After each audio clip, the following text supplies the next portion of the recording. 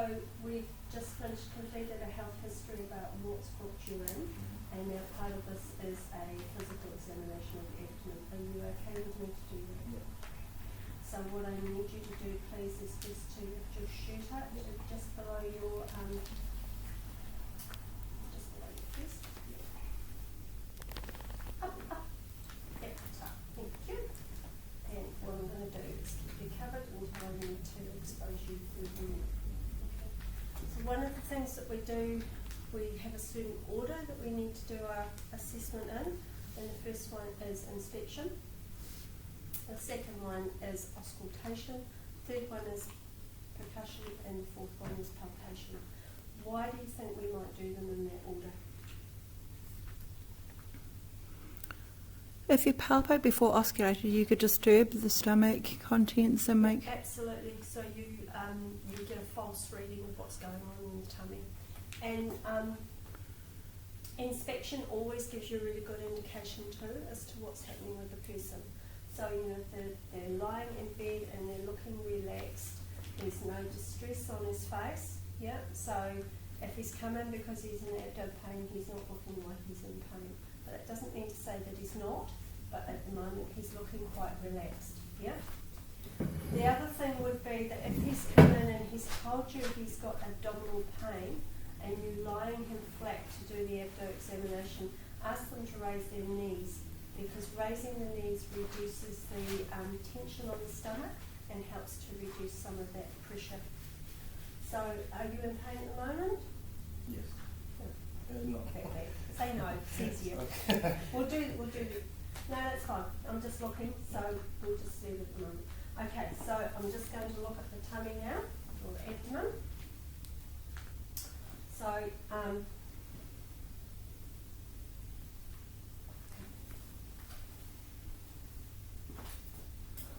so I can't see any obvious scars. Got a couple of moles. You've got your skin is homogeneous, so that means it's the same colour as the rest of them. Yeah. So homogeneous, yes, even toned. Okay. It's not as if you fake tanned everywhere else and you've got a white abdomen. So it's your natural skin colour. Okay, you've got hair growth, but then you're a male, so you would expect that. Something of concern possibly if it's a female, because you wouldn't expect to have hair growth there. His umbilicus is inverted. So do you know the difference between inverted and everted? So inverted means it goes down, everted means it protrudes up. Okay. So I'll come to the end of the bed, and looking at him lying in bed, actually his umbilicus isn't midline. His umbilicus is actually slightly to his left. Can you see that? Yeah. Some abdomens are flat.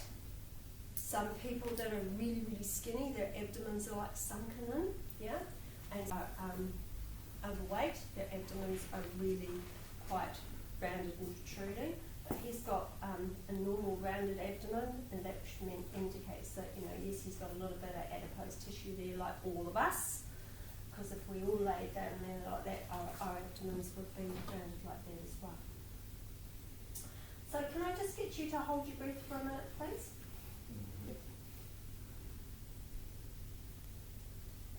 So you can see a pulsation? Yeah, thanks, you can breathe, thank you. Huh? So what you're looking at with pulsation is actually you've got the aorta coming down into here that bifurcates into the renal arteries, the iliac arteries, and then the femoral arteries. And so you've got a pulsation through here, which is just the aorta bounding. If that was significantly high, if you like, or really, really almost leaping out of his tummy, you almost would wonder whether there's something going on there that like an aortic aneurysm. Yeah, but that's just a normal.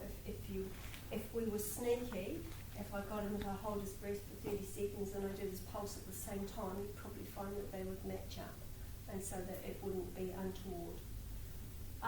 So that would be your normal pulsation. Right, so the next thing I'm going to do is to have a listen, and if Aruna had told me that his abdo pain was on his right lower quadrant, I would leave that quadrant till last. So wherever your patient tells you the pain is or the discomfort is, do that area last. Why? You don't want to make them uncomfortable. Cool. Yep. Would it elevate his blood pressure and his heart rate if we pushed the sore bits before we did the bits? He'd just end up guarding with it. You're guarding his abdo, and so and that means just tensing the muscles, which would not help you with your assessment. So the next bit, I'm going to have a listen. So I'm going to auscultate the vowel sounds.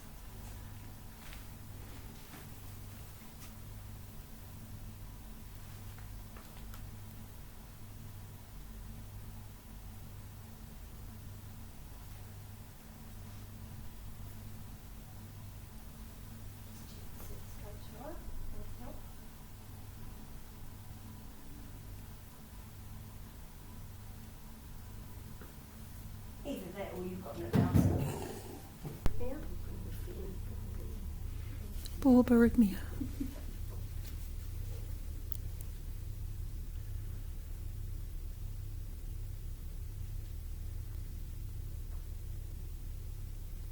You eating today?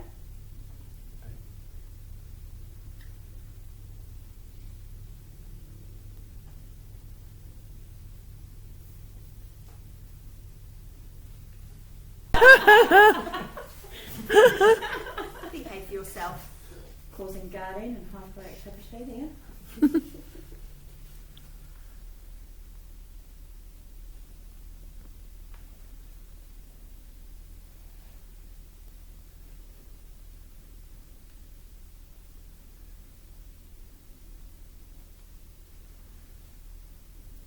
Okay.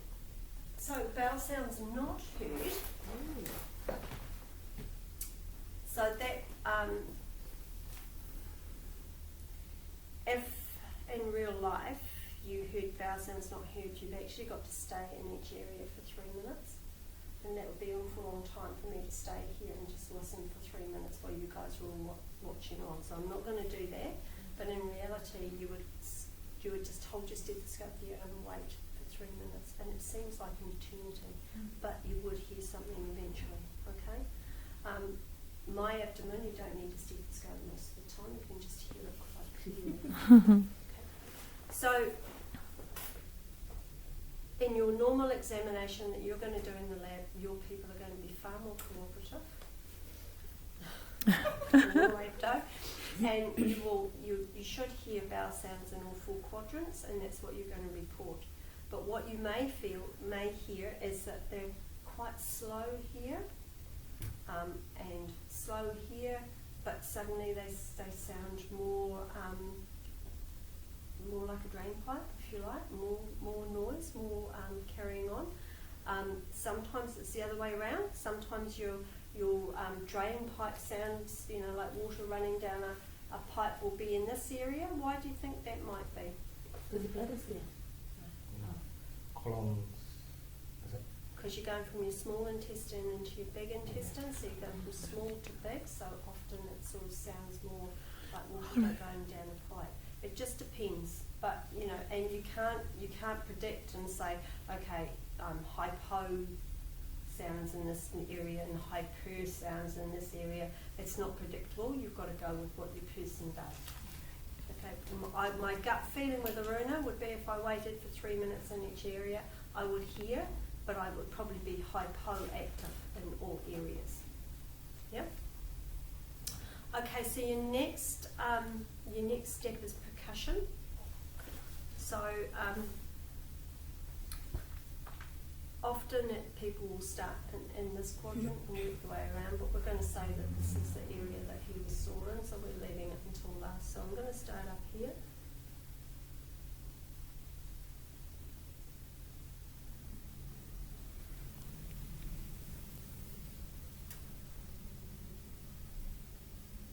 So for me, when I'm doing percussion, I don't just do one percussion in each quadrant. I'll do a few because it gives me a better indication of what's going on in the area. And are they in random places or certain spots in each quadrant? Just random.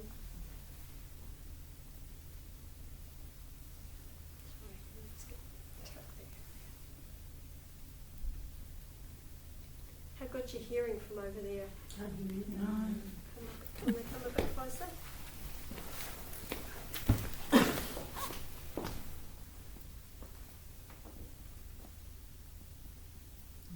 It's quite dull, if you like.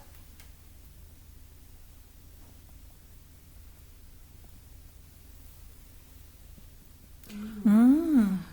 Yeah. Okay, so what's up here? Mm. Liver. Yeah, so that's over the liver, so that's why that's dull, and this is over. Adipose, is it? It's just over the intestines, Intestines. so your intestines often have air in them, so it makes them sound more tympanic. Yep. Oh, yeah.